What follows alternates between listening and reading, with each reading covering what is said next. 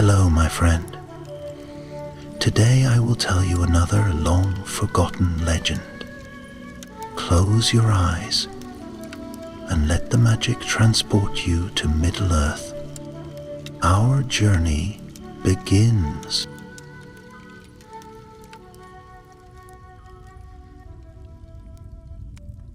In the hush of twilight, when the stars were young and the rivers sang with the voices of the first waters, the world of Middle-earth lay vast and untamed.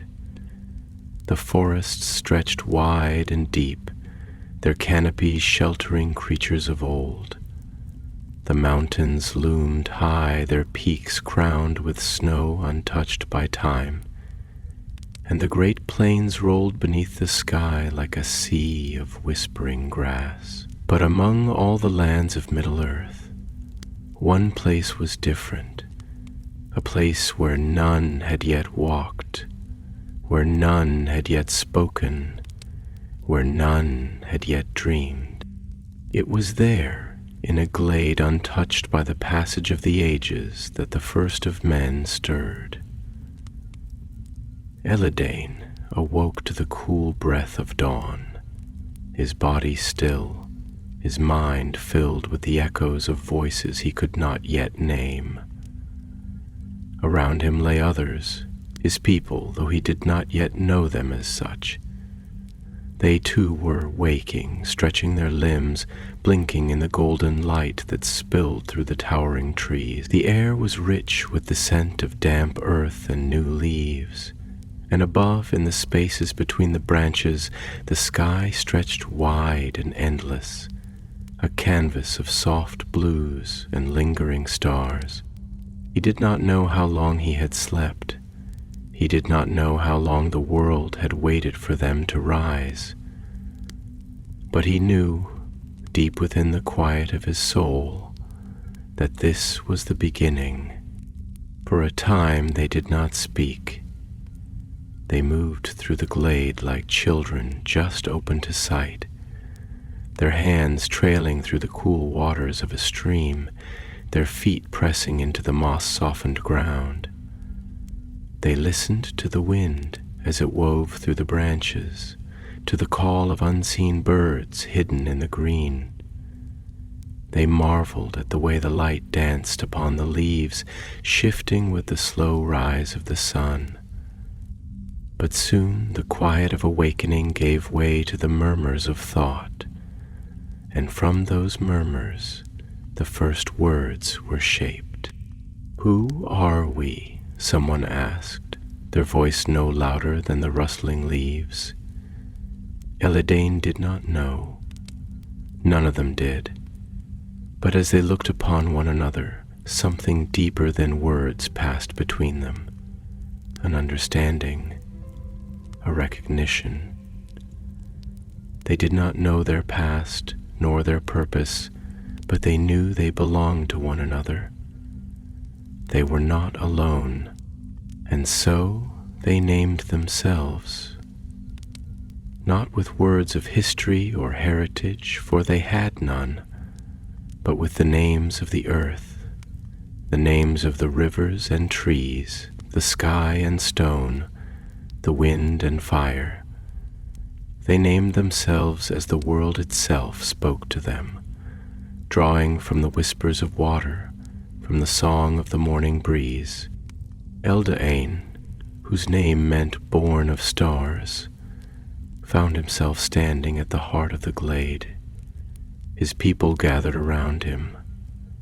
They looked to him, not with expectation, but with a quiet trust, as if the knowing of what must come next lay upon his shoulders. And though he did not understand why, he did not turn away. "We must go," he said at last, his voice steady, though he knew not where the words had come from. "This place is not our home. We must find it." No one questioned him. They only nodded, as if the same truth had settled upon their hearts, as if the wind itself had whispered the same words into their ears. And so, with the sun rising high, the first of men took their first steps into the unknown. The land beyond the glade was wide and wild, filled with wonders and mysteries they could not yet name. They walked through forests where the trees grew tall and wise, their trunks thick with years beyond counting. They waded through rivers cold and swift, their waters carrying the reflections of the stars even beneath the midday sun. They climbed hills where the wind rushed strong, as if urging them onward. And through it all, the world watched. For though they did not yet know it, they were not the first to walk beneath the sky. Others had come before them, beings of light and shadow, of wisdom and woe. The elves, fair and ancient, had long since awakened in the far lands of Cuivennen, their spirits bound to the music of the world itself. And in the deep places of the earth, where the light did not reach, darker things stirred, remnants of the first wars waged before time was counted. But the men knew nothing of this. To them the world was new, untouched by fear, unshaped by old hatreds. One evening, as they made camp beside a great river that rushed westward, Eladane stood apart from the others, his gaze lifted to the sky. The stars above gleamed sharp and bright, unfamiliar yet comforting. A longing stirred within him, one he could not name, a pull toward something beyond sight, beyond the edges of knowing. Eldine? The voice was soft, a whisper of wind through the reeds. He turned and saw her, Liriel, who had walked beside him since the day of their awakening. Her dark hair fell in waves over her shoulders, her eyes deep as the rivers they had crossed. "You do not rest," she said, stepping closer. He shook his head. "There is something waiting. I feel it. As though we are meant to go somewhere, as though we are meant to find something." Liriel was silent for a moment. Then she lifted her gaze to the sky. "I feel it too," she admitted, "but we do not know what awaits us." Eldane exhaled, his breath misting in the cool air. "No, we do not." A silence stretched between them, filled only by the murmuring of the river, and then, softly, Liriel smiled. "Then we shall see together."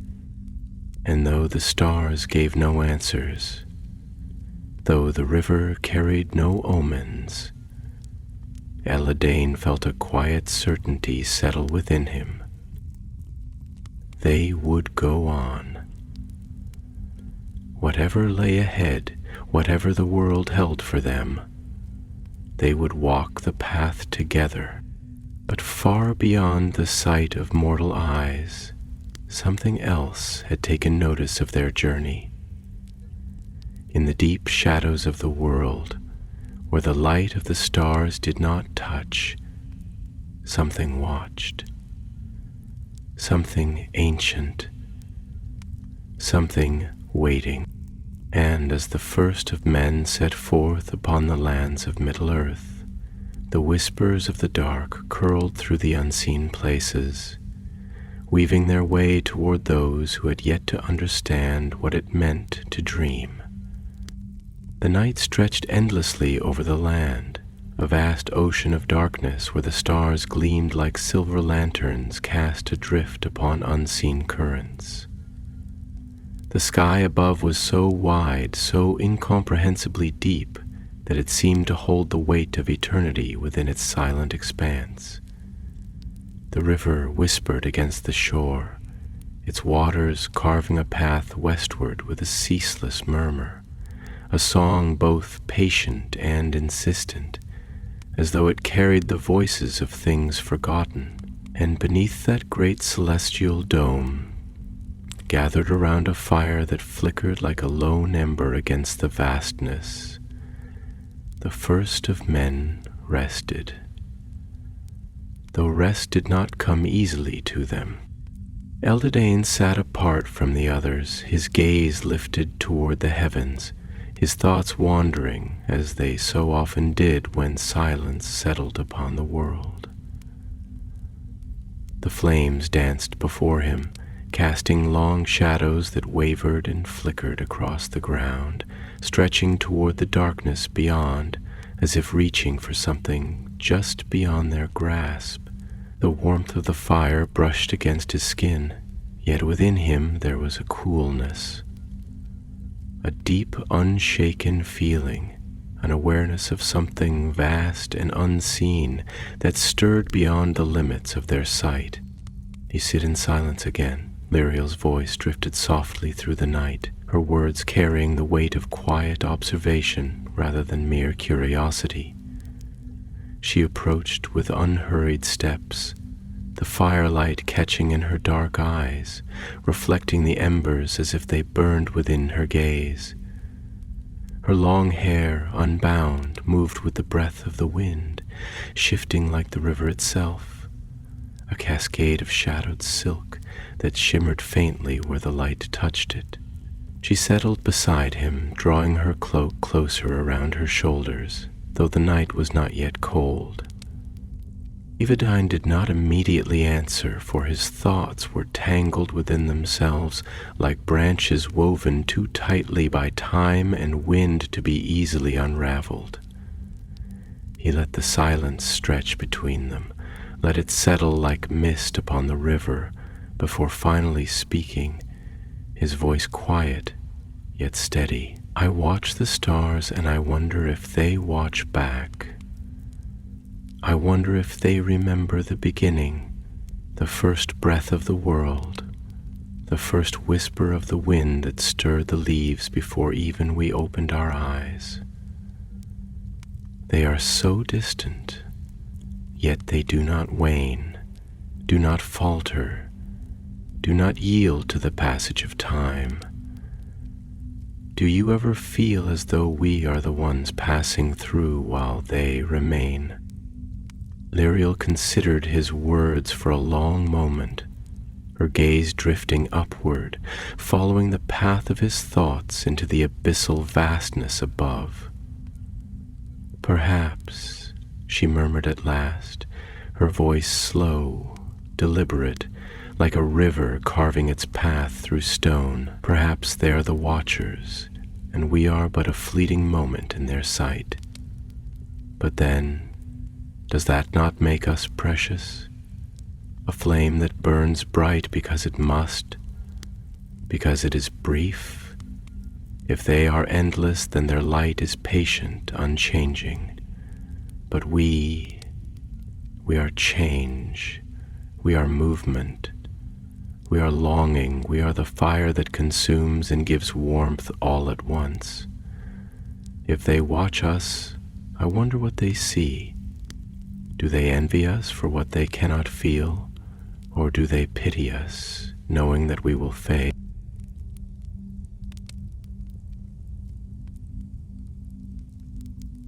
Eladine exhaled, a slow breath that misted faintly in the night air.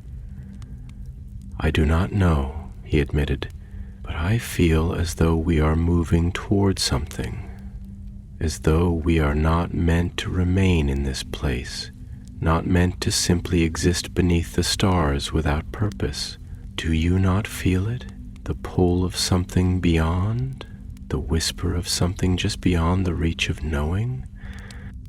Liriel was silent again, but this time her silence was not merely contemplation. It was something deeper, something that resonated with his words in a way that could not be spoken aloud. She reached down, letting her fingers graze the cool earth, feeling the dampness where the river had kissed the shore. I have felt it since the moment we woke, she admitted, her voice softer now, as though speaking a secret that had not yet been named. It is not fear, nor is it simple curiosity. It is something deeper, something woven into the very breath I take. It is as though I am walking a path I cannot see, and yet I know I must follow it. Eladine turned to her then, studying her face in the dim glow of the fire. The light carved shadows along the gentle planes of her features, tracing the curve of her cheek, the arch of her brow, the solemn set of her lips. She was beautiful, but not in the way of the stars, which were distant and unchanging. No, she was beautiful in the way of the river, ever moving, ever shifting, carrying within her the quiet depths of things yet unspoken. "You speak as though you have always known this," he said. And though his words held no accusation, there was something in them, a quiet need to understand. "Do you think we will find it? That thing we cannot name?"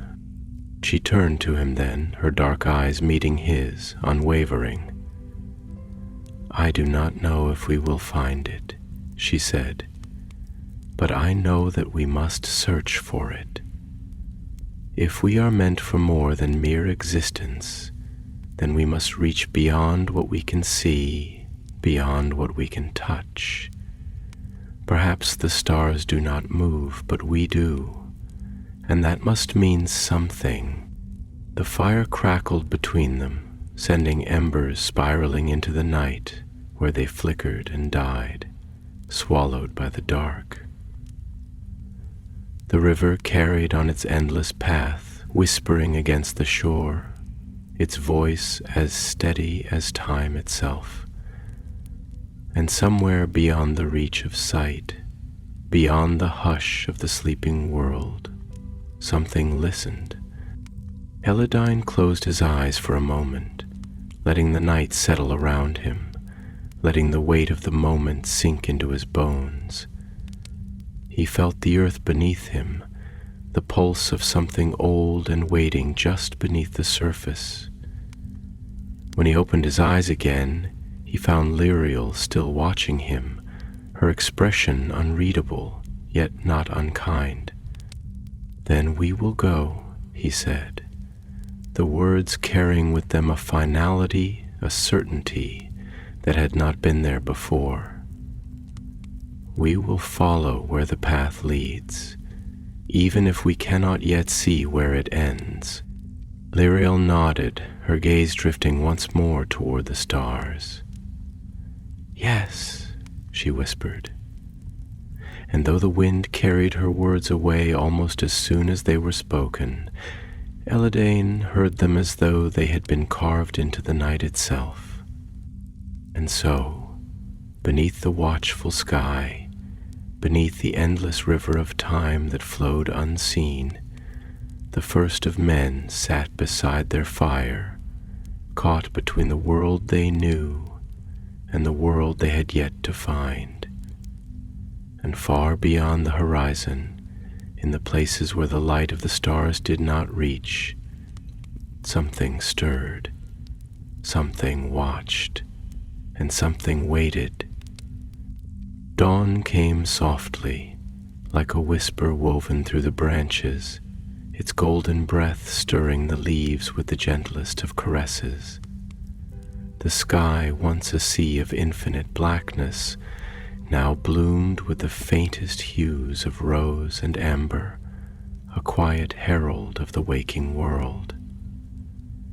The river, which had sung so tirelessly through the night, carried the light upon its shimmering back, its waters painted in liquid gold as it meandered westward. Ever onward, ever patient, mist rose from its surface in curling wisps, reaching toward the heavens like pale spirits unshackled from the weight of the earth. The land exhaled, the trees sighing as the first breeze of morning slipped between their ancient limbs, stirring the dewdrops that clung like stars upon their emerald crowns. And within this world of gentle awakenings, beneath the arcing sky and the murmuring earth, the first of men stirred from their rest, rising into the dawn as if called forth by the very breath of the world itself. Eladine opened his eyes slowly, as though surfacing from the depths of some unseen current, his thoughts still tangled in the remnants of dreams he could not quite grasp. There had been voices, distant and hollow, speaking words he did not understand, fragments of song, echoes of things half remembered, carried away before he could give them shape. There had been light, not of the sun nor the moon, but something older, something woven into the fabric of the stars themselves, and there had been a presence, not seen, not spoken, but felt, as one might feel the gaze of something vast and knowing upon the nape of their neck. He did not understand what he had glimpsed, but as he sat up, feeling the cool weight of the morning air settle upon his skin, he knew with certainty that it had not been merely a dream. He turned his gaze to the river, watching as the mist swirled above its surface, twisting and curling in delicate tendrils, shaping itself into shifting forms that faded as quickly as they appeared. There was something in the way it moved that unsettled him, something in the way it danced without purpose, without pattern, as though whispering secrets to itself. He had never questioned the river before, never looked at it and seen something other than what it was, but now, in the quiet hush of dawn, he wondered if it had always been speaking, and he had only now begun to listen.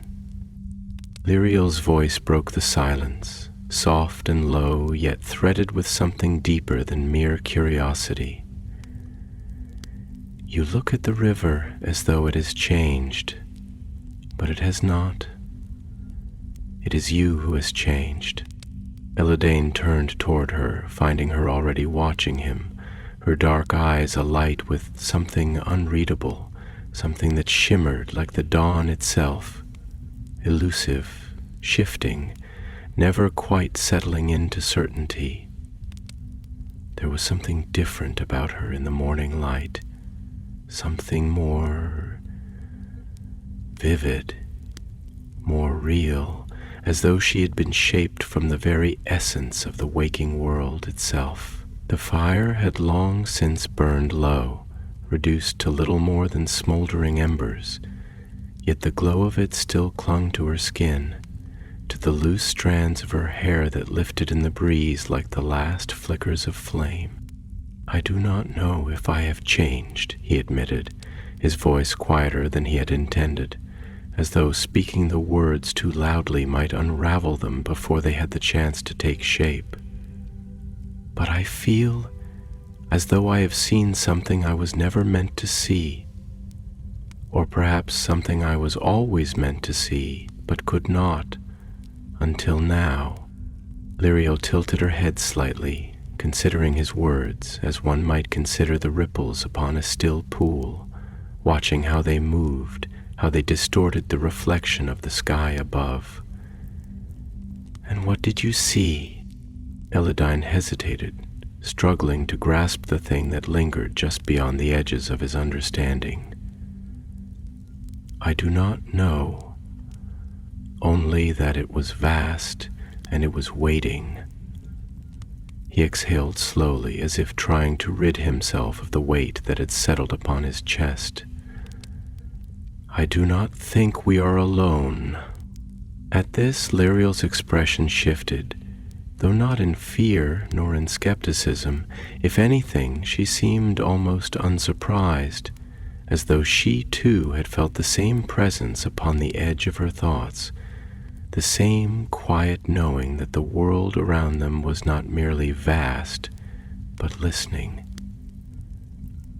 I have felt it too, she admitted after a long pause, her voice barely more than a whisper, carried away almost as soon as it was spoken. It does not speak, but it is there, woven into the land, into the sky, into the breath of the river and the sigh of the trees. It is older than us, older than the stars that watch from above, and yet I do not know if it is watching us with kindness or with something else. Eladine studied her for a moment, searching her face for something he could not quite name. "Do you fear it?" Liriel was silent for a long time, her gaze drifting toward the horizon, where the first slivers of sunlight had begun to pierce through the mist, painting the sky in streaks of gold and rose. "I fear that we do not yet understand what we are meant to be," she said at last, and there was something in her voice, something distant yet unfathomably deep, like the echo of an old song carried upon the wind. "I fear that we are standing at the edge of something vast, something that will shape us before we can shape ourselves. And I do not know if we will have the wisdom to walk the path we are given, or if we will be led astray by the shadows that gather beyond the light."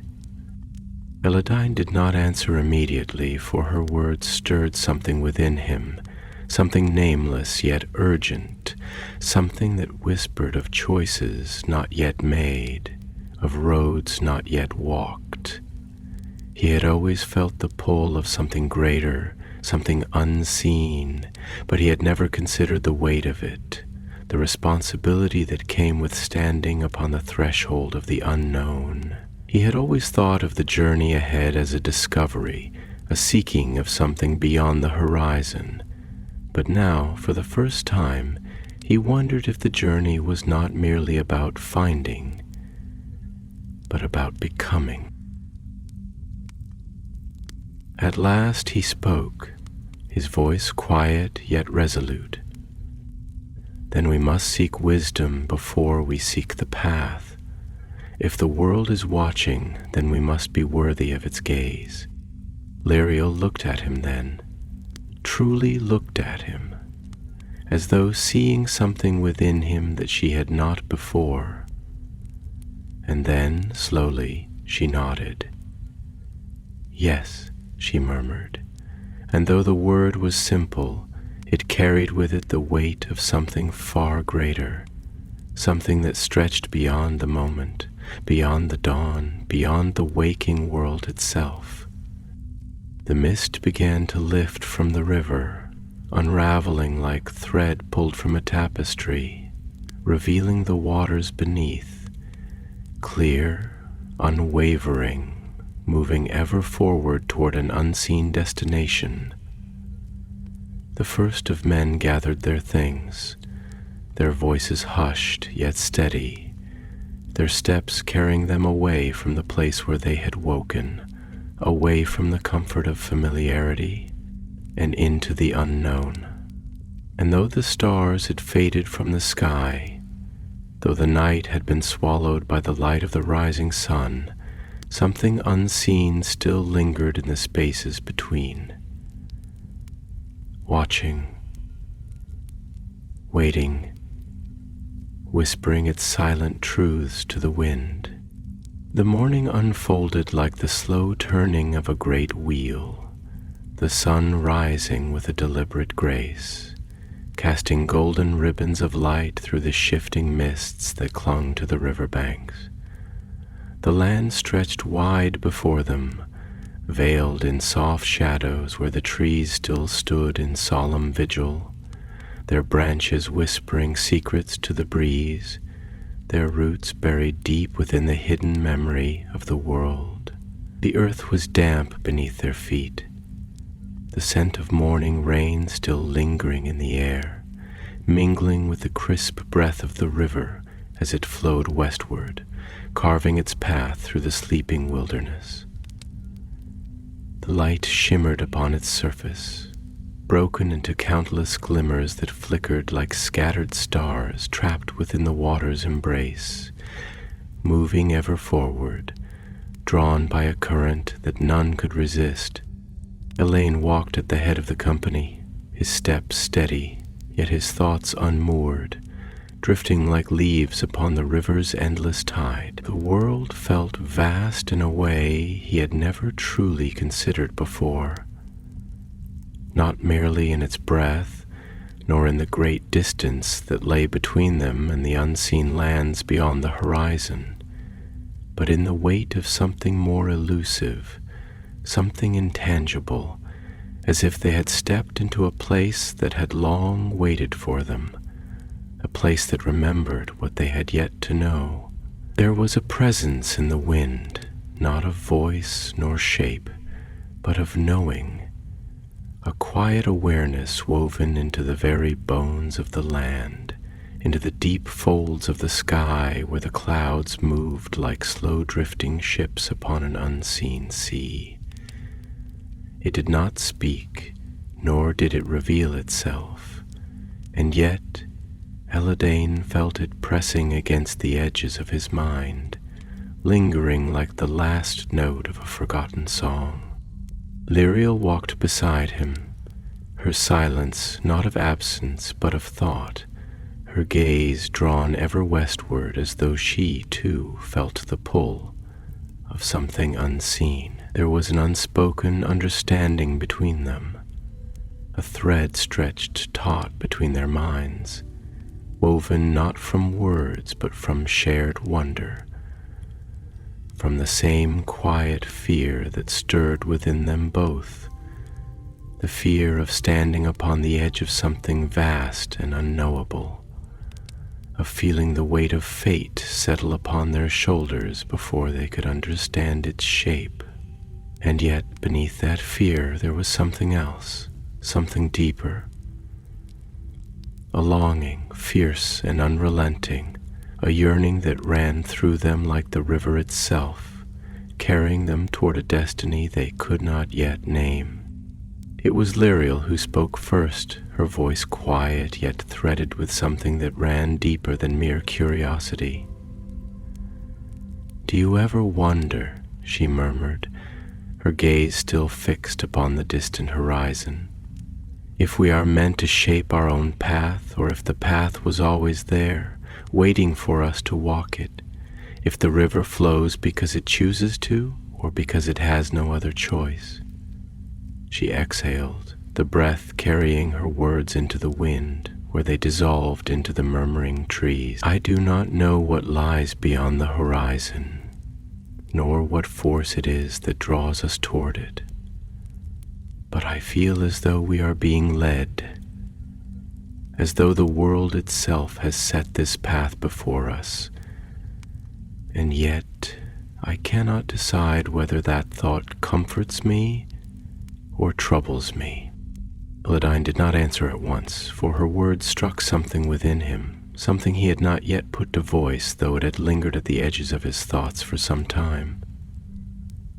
He let the silence stretch between them, let the wind weave its unseen patterns through the tall grasses, let the river carry its ceaseless song beneath the soft glow of the morning sun. At last he spoke, his voice slower, weighted with thought. "I have wondered the same," he admitted, his brow furrowing slightly as he turned his gaze toward the distant line where earth met sky, a place so far that it seemed almost like the end of the world itself. "There is a part of me that wishes to believe that we are free, that our steps are our own, that we move not because we are compelled, but because we choose to. And yet, when I look upon the river, when I listen to the wind, when I feel the pull of something I cannot see, I begin to wonder if we were always meant to come this way, if the course was drawn before we even opened our eyes. And if that is true, then what are we? Are we wanderers, or are we pieces upon some great board, set in motion by a hand we cannot see?" Liriel turned to him then, her dark eyes sharp with thought, reflecting the sunlight as though she carried its fire within her. "And if we are," she asked, though there was no challenge in her voice, only the weight of reflection, "if we are not free, if our path was drawn long before we were even given breath, would you fight against it? Would you deny the river its course, even if it was always meant to flow this way?" Eldenine hesitated, not because he did not know what he wished to say, but because the answer felt too great to be spoken lightly. At last he sighed, the weight of his breath sinking into the wind. "I do not know," he confessed, and there was something raw in the way the words left him, something unguarded, "but I do know this. If there is a path set before us, if our fate was woven into the world before we ever took our first steps, then I would rather walk it with my eyes open. I would rather know the shape of my destiny rather than stumble blindly through it. If we are to be carried by the river, then let us understand the waters before they take us too far." Liriel studied him for a long moment, her gaze unwavering, as though searching for something within him, something deeper than mere words. And then, slowly, she nodded. "Then let us not walk blindly," she said, and though the words were simple, there was something within them that resonated, something that settled into the air like a promise. "Let us seek understanding before we seek the road. If we are meant to be led, then let us learn the hands that guide us." They walked on in silence, but it was not an empty silence. It was a silence filled with thought, with understanding, with the weight of questions yet unanswered, and the vastness of a world yet unexplored. The sky above stretched wide and endless. The river carried its quiet song through the land. The wind wove its unseen patterns through the tall grass, and the earth itself seemed to hum beneath their feet, as though whispering to them in a voice too ancient to be understood. And though they did not yet know it, far beyond the horizon, where the mountains stood like the bones of the earth itself, where the unseen lands of the Eldar stretched beneath the twilight sky, where the remnants of old powers still lingered in the shadows of the world, something stirred. Something was waiting. Something was watching. And the path that had been laid before them, whether by fate or by the unseen hand of the world itself, had only just begun. The day stretched before them like an unrolled tapestry, vast and untouched, woven with threads of light and shadow, each breath of wind a whisper against the fabric of time. The land, now opening itself before them in an endless unfurling of hills and valleys, seemed both young and old at once, ageless in its beauty, yet marked by the quiet memory of things that had passed before them, of rivers that had carved their winding paths over countless years, of forests that had risen and fallen, of stones that had known the weight of time long before any foot had pressed upon them. The air was thick with the scent of damp earth and growing things, the sky an expanse of endless blue, stretching so far that it seemed to bend at the edges of the world. The trees stood solemn and unwavering, their branches swaying gently as though in silent conversation with the wind, their roots deep and unshaken, holding secrets buried beneath the turning of the years. The river, ever their quiet companion, moved beside them, silver and unbroken, carrying within its ceaseless currents the weight of unseen distances. its voice never faltering, its purpose never questioned.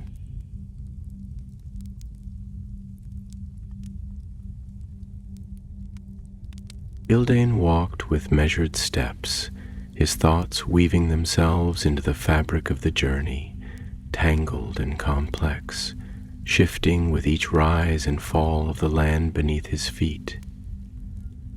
There was something in the stillness of the world that unsettled him, though he could not place why, some quiet presence that did not speak but was felt, like a shadow cast without a source, like an unseen watcher standing just beyond the veil of the known. It was not fear, not truly, but something akin to it, an awareness, a sense that they were not merely moving through the world, but that the world was aware of them in return, as though it too was watching, waiting, considering what they might become.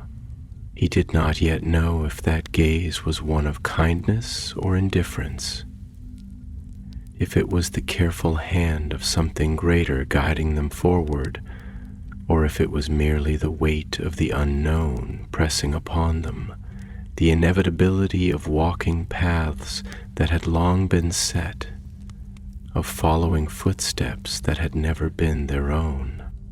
Liriel walked beside him, her presence quiet but unwavering, her gaze fixed upon the road ahead, yet her thoughts, he knew, were far beyond what her eyes could see. She had been silent for some time, and though he had long since come to understand that silence was not absence, but rather a form of thought, he found himself watching her, searching the lines of her face for the shape of whatever unspoken thing lingered within her mind. At last, as though sensing his gaze, she spoke, her voice soft, yet carrying a depth that made it seem as though the wind itself had leaned closer to listen. "There is something strange in this silence," she murmured, her brow furrowing slightly, her fingers trailing absently through the tall grasses that brushed against her hands as she walked. Not the silence of an empty place, nor the silence of something forgotten, but the kind of silence that holds its breath as though waiting for something to happen. "Have you felt it?" She turned her gaze to him then, and there was something in her eyes that made him pause. Not fear, but a deep and quiet understanding, as though she had reached the edge of some great truth, but had not yet dared to step beyond it. Valentine nodded slowly, exhaling as he gathered his thoughts, shaping them into something that could be spoken aloud. "I have felt it," he admitted, his voice carrying the weight of his own uncertainty. "It is as though the world itself is watching, as though we are walking not merely through space, but through something greater, something that has been waiting for us, though we do not yet know why. And I cannot shake the feeling that we are being led, though by whom or to what end I do not know. I wonder if the earth itself remembers us, even though we are newly woken. I wonder if it knows what we are meant to be before we ourselves have come to understand it." Liriel's gaze did not waver, but something in her expression shifted, something thoughtful, something searching. "And if it does?" she asked, her voice quieter now, as though she were speaking not only to him, but to herself, to the air, to the sky above. "If the land already knows the shape of our fate, if the rivers already sing of where we must go, then what does that make us? Are we travelers upon a road that was always meant to be walked, or are we merely echoes, bound to a path we cannot change, no more than the river can turn from its course? And if that is so, then what is the purpose of our will? What is the meaning of our choice if the end has already been written? Eladine was silent for a long moment, letting her words settle into the air between them, feeling the weight of them press upon his thoughts like the slow pull of the river against the shore. At last he sighed, shaking his head slightly, though not in dismissal, but in the quiet acknowledgement of something too vast to be held within a single answer. "Perhaps," he said slowly, "choice does not lie in whether the road has been set before us, but in how we walk it. Perhaps fate is not a chain, but a river, one that moves always toward the sea, but whose waters may still shape the land through which they pass. We may not choose where it ends, but we may yet decide what we become along the way."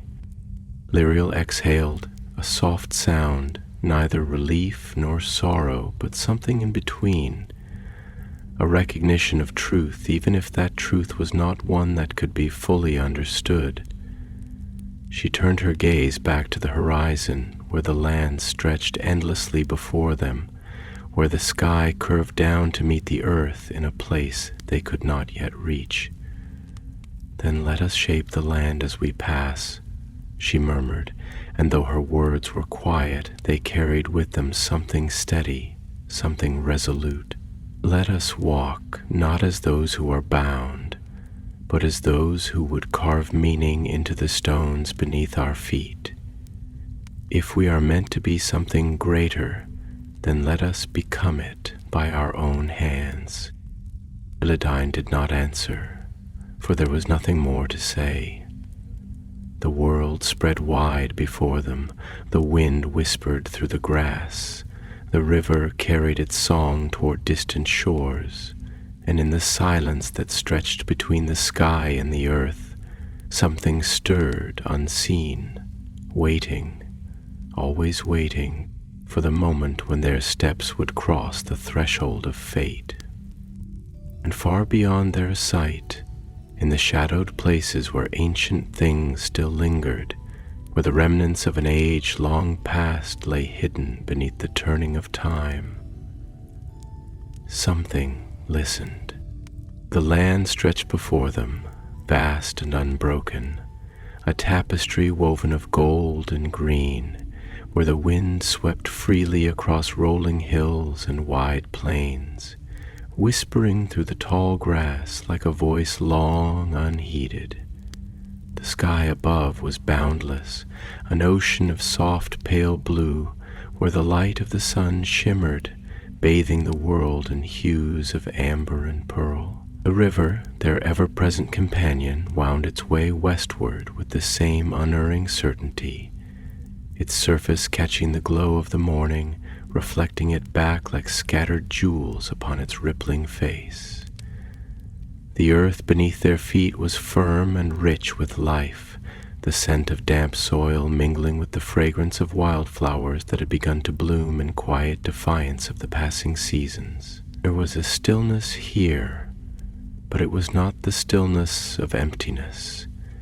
It was the stillness of something vast, something waiting, something that had endured the turning of ages without the touch of mortal feet.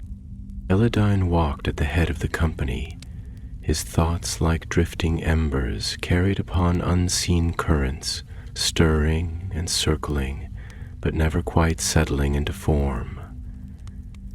Each step forward felt like a question left unanswered, a piece of something larger that had yet to be fully revealed. He could not shake the feeling that they were walking towards something that had long been expecting them, that every hill they crested, every valley they crossed, was another page turning in a book that had already been written. And yet, despite the weight of this unseen destiny pressing against the edges of his mind, there was something within him that resisted, something that clung to the idea that their journey was not merely the fulfilling of a tale already told, but the shaping of something new, something that had never before been spoken into the world. Liriel moved beside him, her steps quiet yet sure, her gaze fixed upon the horizon where the land melted into sky. There was a thoughtfulness in her expression, an inward turning of the mind that spoke of deep reflection, though she had not spoken for some time. Eladain had come to recognize these moments in her and had learned to see the way she gathered her thoughts like fallen leaves, turning them over in her hands before casting them into the wind. And so he waited, walking in silence, knowing that when she spoke, it would be with words that carried weight, with questions that could not be answered lightly. At last she drew a slow breath, as though preparing herself to speak something fragile, something that had taken root within her soul. "Do you ever wonder," she began, her voice quiet though it did not waver, "why it is that we were given the gift of thought, of reflection, of questioning? The beasts of the land move as they must, without hesitation, without doubt. The river does not wonder where it flows, it simply moves, shaped by the earth, by the pull of unseen forces. And yet we hesitate, we question, we seek meaning beyond what is given. Why is it that we are different? Why is it that we cannot simply exist as the wind exists, as the stars exist? What is it within us that will not let us be at peace with simply being?" Eladain exhaled slowly, his eyes narrowing as he let her words sink into him, pressing into the corners of his mind where such thoughts had lingered unspoken, waiting for a voice to bring them to light. He turned his gaze to the sky, watching as the clouds drifted in slow procession, their forms shifting, dissolving, reshaping, moving without will, without purpose, beyond what was given to them by the winds that carried them. "I have wondered," he admitted, his voice carrying the weight of his own uncertainty. "I have wondered why it is that we were made to search, to long, to ache for something beyond what is before us. And yet, I think that perhaps it is not a flaw nor a burden, but the very thing that makes us what we are. The beasts do not question, the river does not dream, but they do not change either. They do not shape the world around them, nor do they carve their own place within it. But we are more than that. We are not merely the children of the earth, we are its heirs, its shapers. If we did not long for something greater, then we would never seek it. If we did not ache for meaning, then we would never create it."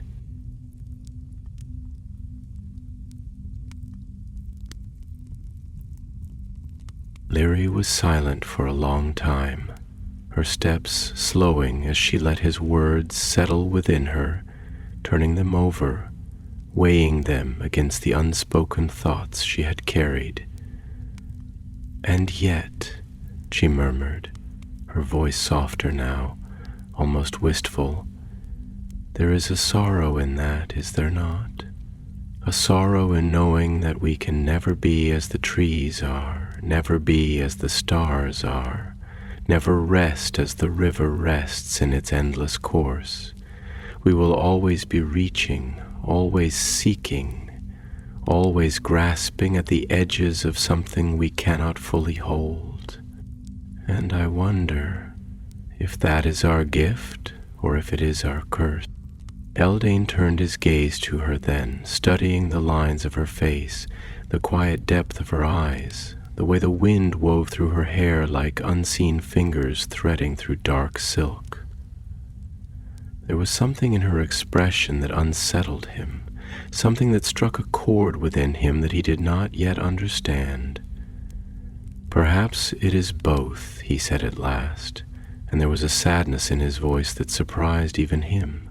"Perhaps that is what it means to be what we are, to be caught always between the earth and the sky, to be made of both longing and purpose, to be forever reaching, forever shaping, never finding the thing we seek, and yet never ceasing to search for it. But if we did not reach, if we did not long, then we would be no more than the stones beneath our feet, no more than the wind that passes and leaves no trace.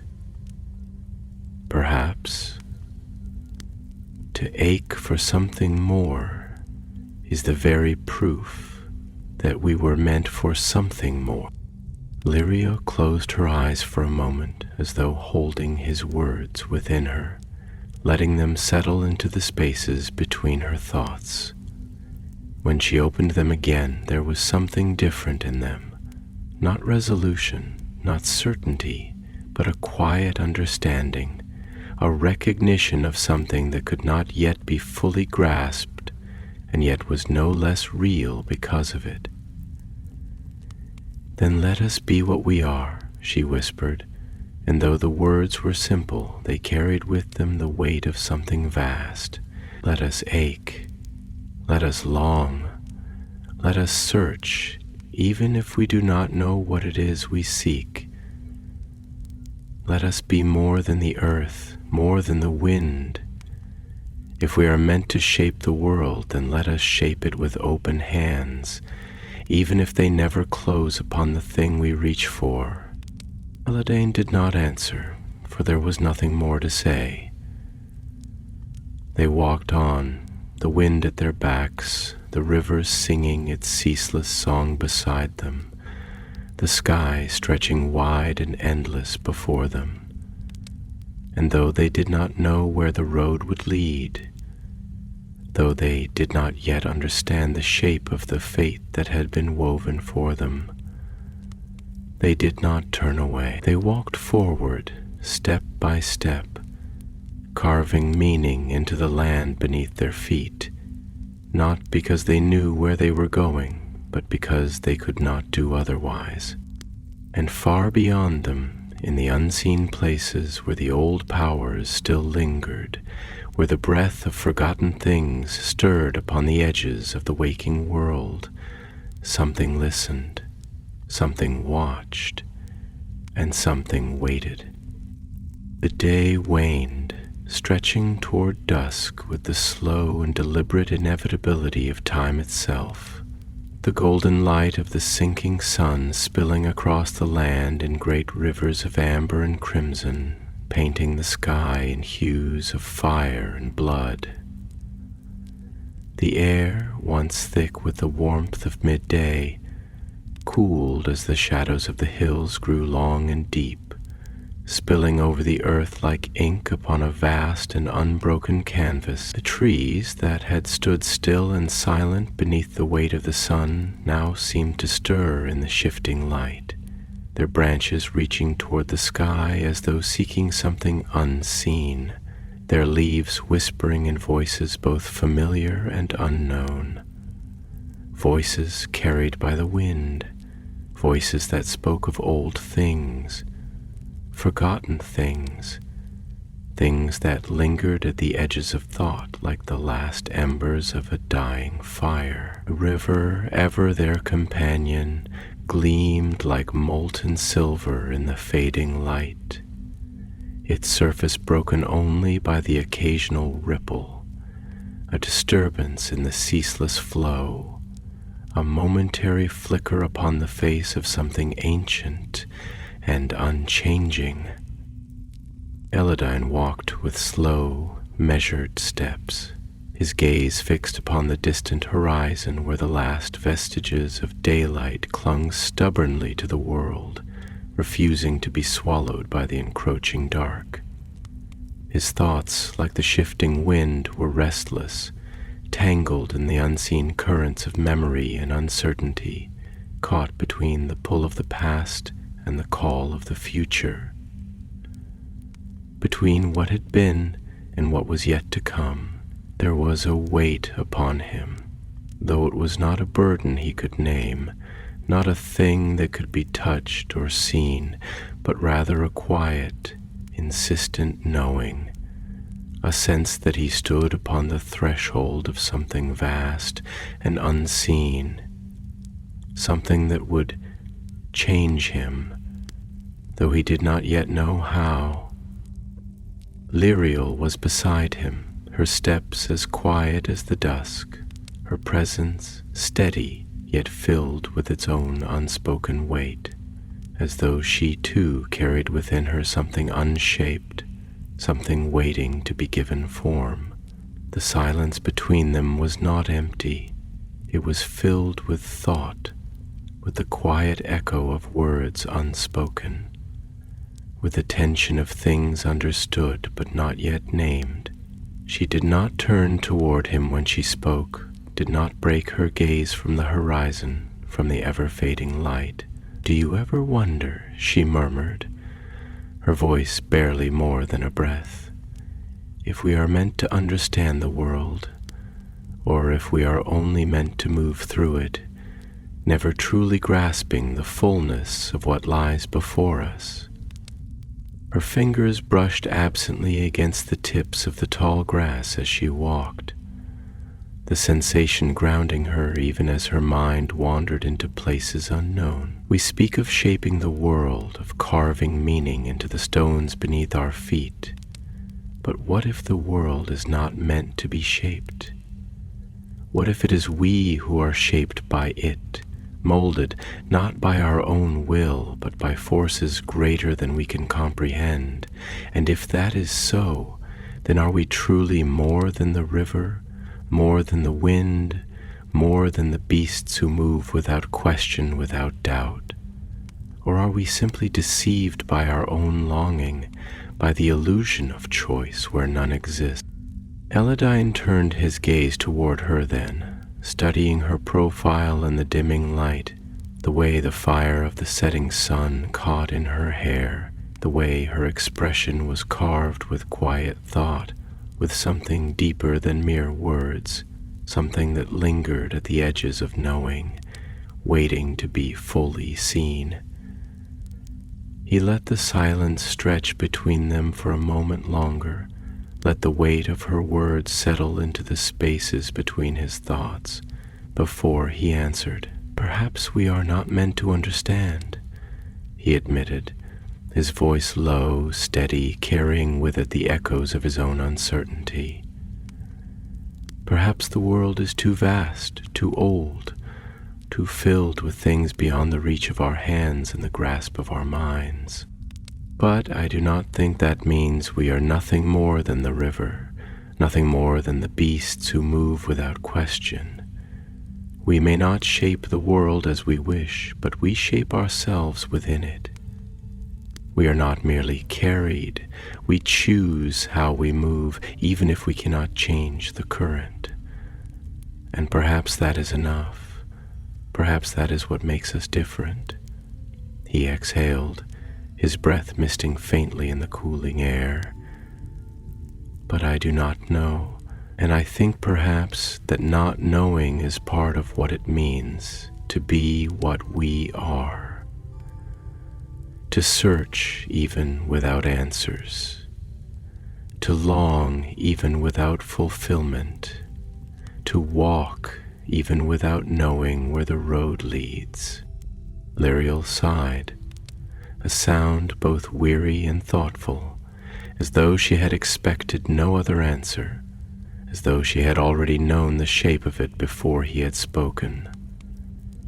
"Then we are wanderers, always," she said softly, and there was something in her voice that was not quite sorrow, but was not quite peace either.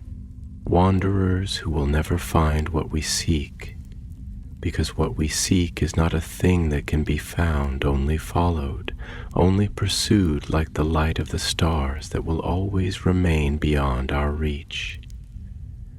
She turned to him then, and in her gaze was something raw, something vulnerable, something unguarded in a way she rarely allowed. And if that is the truth of what we are, then do you think it is enough? To always seek, to always ache, to always walk with our hands reaching toward something that will never be held?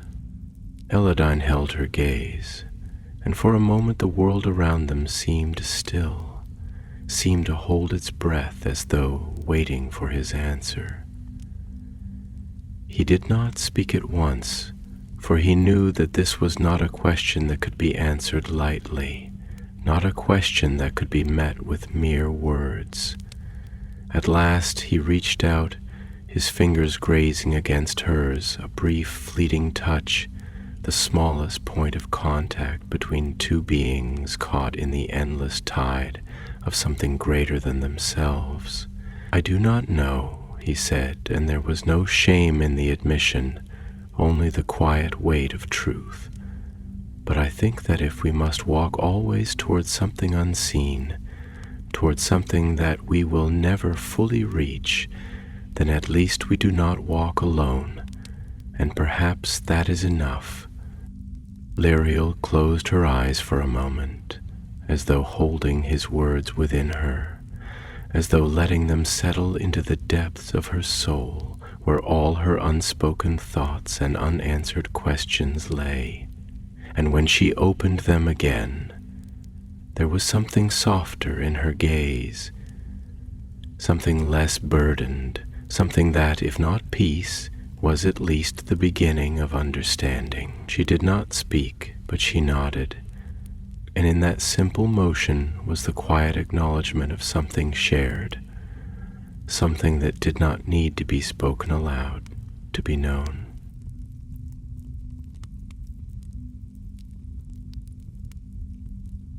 The last light of day slipped beneath the horizon, and the first stars began to appear in the vast expanse of the darkening sky, gleaming like distant lanterns, like unseen eyes watching from beyond the veil of the world.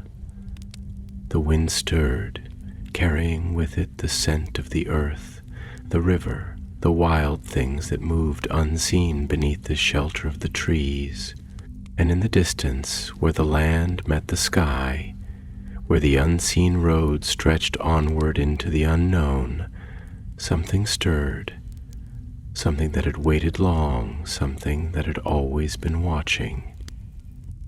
And though they could not yet see it, though they did not yet know what lay ahead, they did not stop.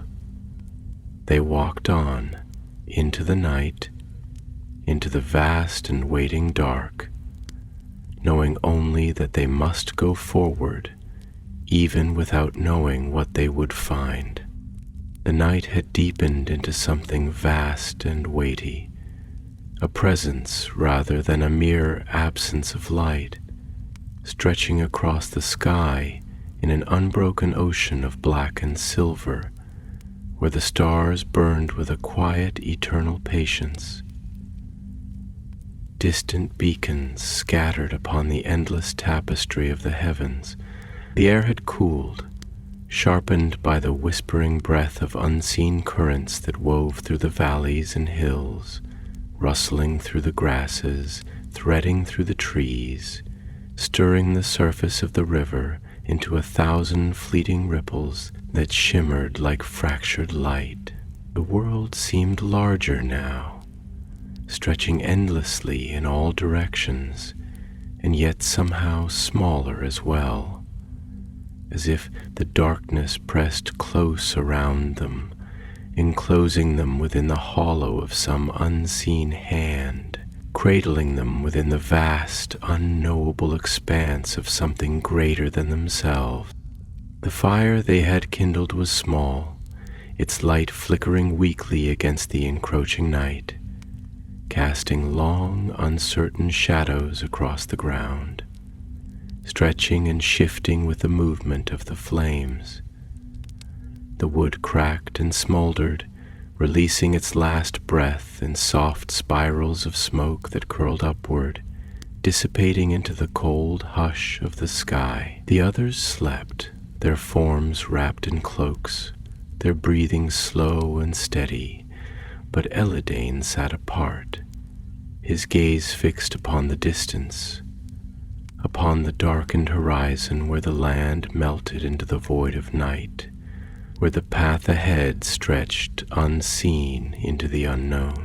His thoughts, like the river beside him, moved ceaselessly, winding through the quiet places of his mind, circling questions that had no answers, tracing the shape of something vast and indistinct, something that loomed beyond the limits of his understanding. Lyriel was beside him, silent and watchful, her dark eyes reflecting the firelight like the surface of a still pool, holding within them something quiet, something deep, something that could not yet be spoken. She had not slept, though she had not spoken of why, and he had not asked, for he knew in the unspoken way of those who shared the same questions, the same burdens, that she too was caught in the same current, drawn by the same pull of something distant and unseen, something that neither of them yet understood. She had been watching him for some time, though she had said nothing, and when she finally spoke, her voice was low, measured, carrying with it the weight of thought, the careful deliberation of one who had turned over her words many times before releasing them into the air. "There is something I have been thinking," she murmured, her gaze still fixed upon the fire, upon the shifting embers that burned within it, their glow pulsing like the slow breath of a sleeping thing. "Something that lingers in the back of my mind, like a whisper I cannot quite catch, like the memory of something I have never seen and yet know, somehow, as though it has always been there, waiting to be remembered." She exhaled slowly, and for a moment it seemed as though she might not continue, but then she did, her voice soft, threaded with something almost fragile, something that might break if touched too harshly. "Do you think we were meant for this?" she asked, and though the words were simple, the depth within them was not. Not merely to wander, not merely to seek, but to become something more than what we are, something greater than ourselves. I cannot shake the feeling that we are walking toward something inevitable, towards something that has been waiting for us since before we even knew to look for it. And if that is true, if we are truly meant for something beyond what we can see, then what does that mean for us? Are we free, or are we only following a path that was always meant to be walked? Eladane listened, his expression unreadable, though within him her words stirred something deep, something old, something that had lain quiet within him for as long as he could remember, something that had no name, only the shape of a question, only the weight of an unspoken knowing. He did not answer at once, for he did not yet know how to shape his thoughts into words, did not yet know how to give voice to the thing that pressed upon the edges of his mind. He let the silence settle between them, let the fire crackle softly in the dark, let the river murmur its ceaseless song beneath the veil of night. And then, finally, he spoke, his voice low, steady, carrying within it the same quiet weight that her own had held. "I do not know if we were meant for this," he admitted, his gaze still fixed upon the horizon, upon the place where the world met the sky, where the stars burned like distant lanterns upon the edge of eternity. "But I know that we are here, and I know that we are moving forward, whether by choice or by the pull of something greater. something unseen.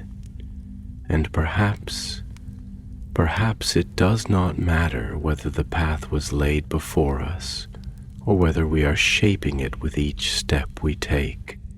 Perhaps what matters is that we walk it, that we seek, that we do not turn away from the questions simply because the answers are not yet within our grasp.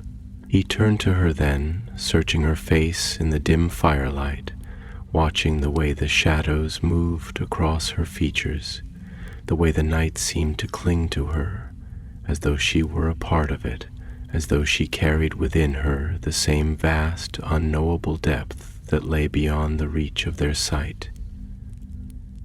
And if we are meant to become something more, he continued, his voice quieter now, though no less certain, then perhaps it is not the path that shapes us, but the choices we make along the way. Perhaps what we become is not something given to us, but something we must claim for ourselves.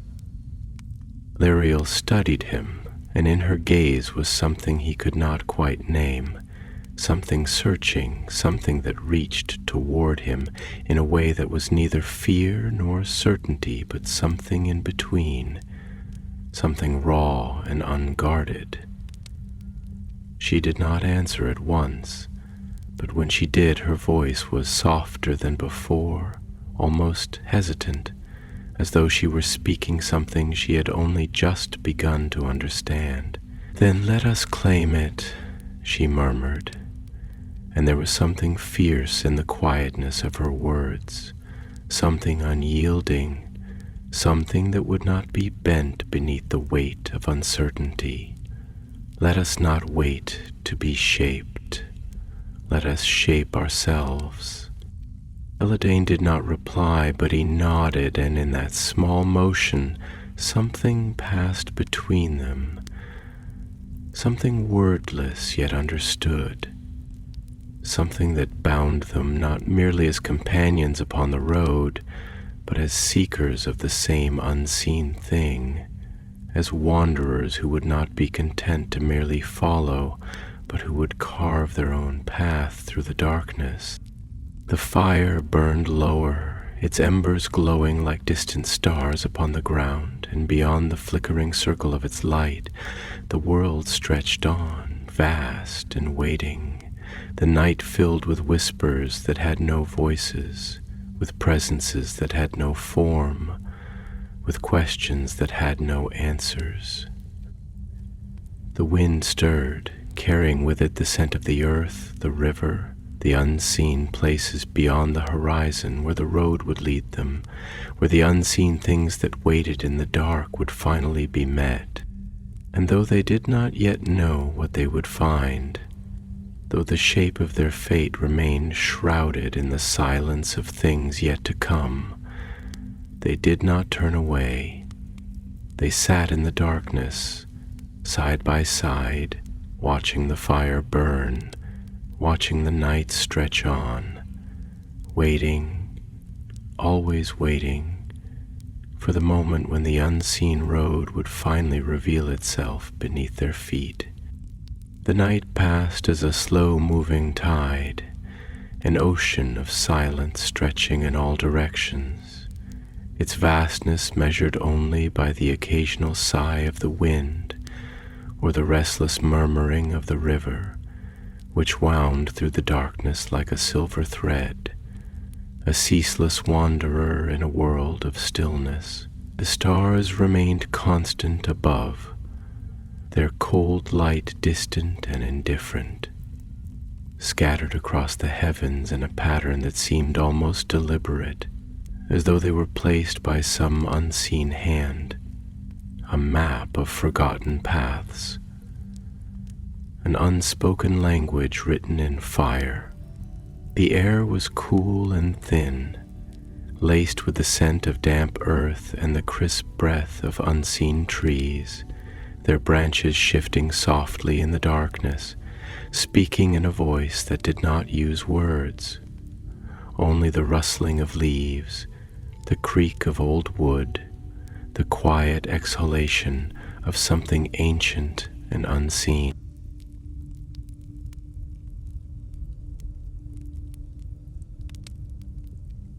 Elodane had not slept. Though the fire had burned low, reduced now to nothing more than a cradle of embers pulsing faintly in the cold embrace of the night, he had remained wakeful, his thoughts moving in slow, deliberate circles, like ripples upon the surface of still water. He had watched the stars tracing their slow journey across the sky, wondering if they had always followed the same path, if they too were bound by some unseen force, if they too were caught in the same current that had carried him and his people into the unknown. He had listened to the river, to the quiet cadence of its voice, had tried to find meaning in the rhythm of its movement, in the way it shaped the land, even as it was shaped by it, in the way it never ceased, never faltered, even when the world around it was still. Lyriel had remained beside him, her presence a steady thing, an anchor in the shifting night, though she had not spoken in some time. She had watched the fire, the dim glow of the embers reflected in her dark eyes, her thoughts veiled, her expression unreadable, as though she were listening to something beyond the reach of hearing, something that only she could sense. And yet, when she finally did speak, it was not with the voice of someone who had found an answer, but with the voice of someone who had only discovered more questions, someone who had stepped to the edge of a great abyss and found that it had no bottom, only an endless descent into the unknown. "There is something I have been afraid to ask," she murmured, and though her voice was quiet, there was weight in it, a careful deliberation, as though the words themselves were fragile, as though they might shatter if not spoken with care. "Something I have carried with me since the moment we woke, since the moment I first opened my eyes and saw the world stretching before me, wide and waiting, but I have never known how to shape it into words, never known if there is even an answer to be given." She paused, her fingers brushing idly against the cold earth beneath her, as if seeking some kind of solidity, some kind of grounding, before she continued. "Do you ever wonder if we were meant to wake at all? If we were meant to open our eyes and see the world as we do? To question, to doubt, to long for things we cannot name? The trees do not wonder why they grow. The river does not wonder why it flows. But we," she exhaled, and there was something almost sorrowful in the sound, something that lingered, that clung to the air even after it had faded. "We wonder, we seek, we ache for something more, and I cannot decide if that is a gift or if it is a cruelty, if it is something we were given or something we were burdened with." Elodane did not answer at once, for her words struck something within him, something deep and unshaped, something that had lingered in the quiet spaces of his mind for as long as he could remember. He turned his gaze toward the river, watching as the water slipped by, silent and constant, moving toward a destination it would never question, a course it would never resist. There was a simplicity in that, a kind of peace, an absence of uncertainty, of fear, of the heavy burden of choice. And yet, as he watched, as he listened, he found that he could not envy it. "I do wonder," he admitted at last, his voice softer than before, his thoughts still shaping themselves even as he spoke. I wonder if we were meant to wake, or if we simply did, if we were meant to question, or if it is simply what we are.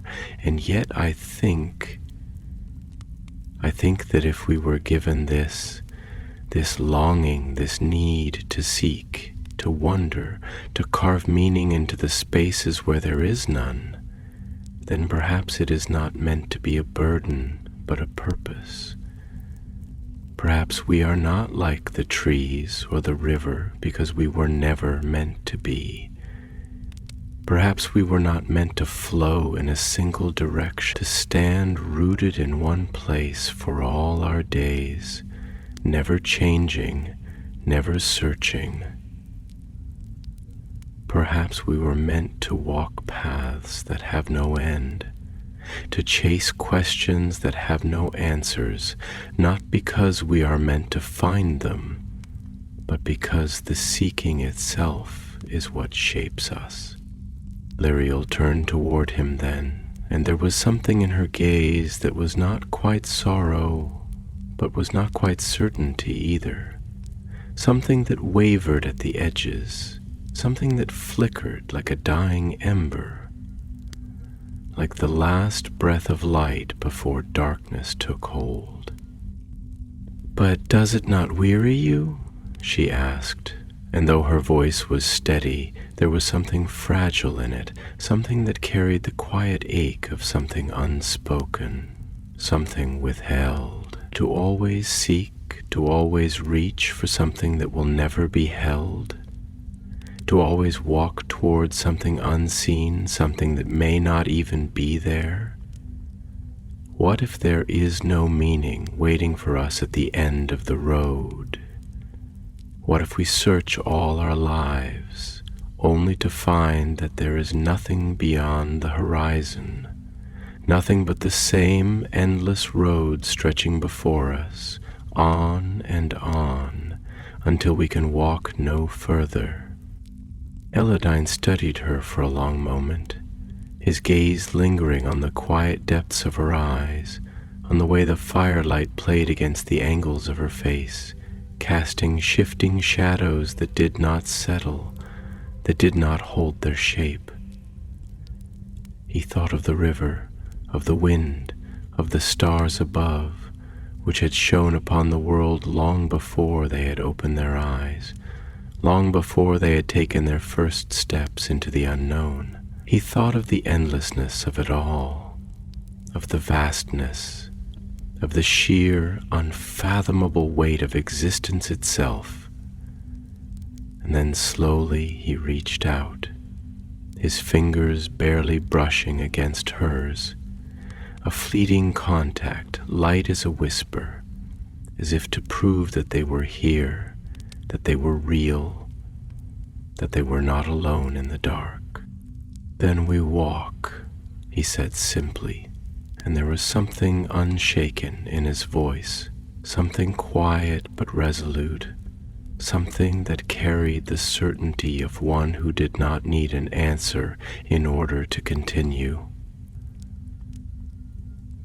Even if there is no end to the road, even if there is no meaning waiting for us beyond the horizon, even if we never find what we are looking for, because we are here, and because we can.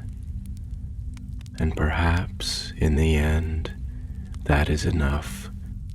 Liriel was silent for a long time, but when she finally spoke, it was not with the voice of someone who had found certainty, but with the voice of someone who had chosen to keep walking, even without it. "Perhaps," she murmured, and the word was soft, but it carried with it the weight of a choice made, the first step upon a path that had no end. And so they sat together in the quiet, in the vastness of the night, in the silence of the waiting world.